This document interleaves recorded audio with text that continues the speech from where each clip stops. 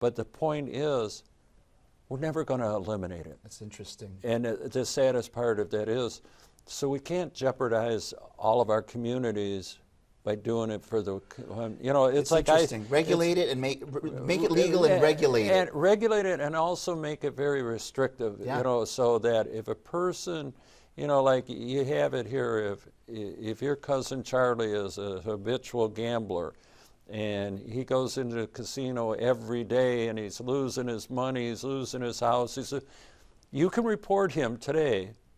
They can ban him from there and never is allowed to step in a casino in the state of Illinois again. And the point is, that's the same thing we can do with marijuana, we can do it with alcohol.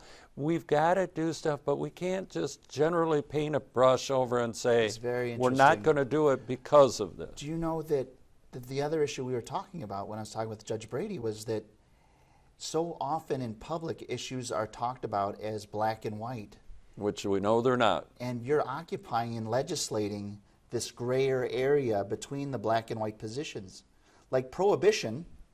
Didn't work too well. Didn't work too well. It caused all kinds of problems because people wanted to drink alcohol as a social lubricant, to take their cares away, to go to bed, whatever it may be. But when it was made illegal by a certain kind of moral authority that was the temperance movement or whatever it was, it caused all kinds of problems with the infiltration of organized crime and so on that people didn't anticipate.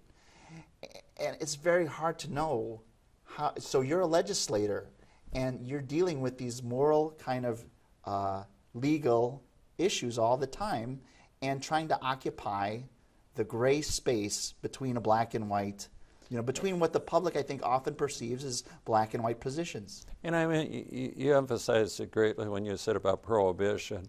All we did is make illegal people very rich. Yes, and that's really rich. And ridiculous, right? Yeah. Right, and you've got people that today are living that benefited from their great-grandfather making money through those days and doing the Kennedys. That. And I mean, these are sad part of scenarios of like that. Very sad. But at that time, that was what was going on. That's how it happened. So today, I'd rather make government rich.